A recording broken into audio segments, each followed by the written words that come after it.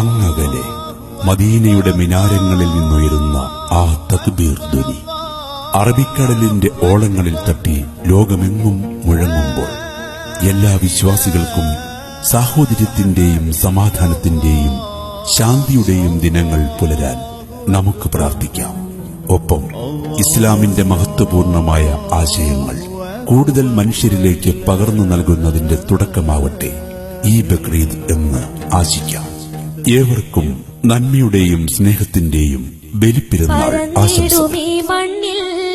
തക്ബീറിനൊലികൾ പറന്നിടുമീ വിണ്ണിൽ പെരുന്നാളിൻ കിളികൾ പള്ളി മിനാരങ്ങൾ സകല ദിനനാളിൽ പടച്ചോന്റെ നാമങ്ങൾ മുഴങ്ങുന്നു ശ്രുതിയിൽ പറന്നിടുമീ മണ്ണിൽ തക്ബീറിനൊലികൾ പറന്നി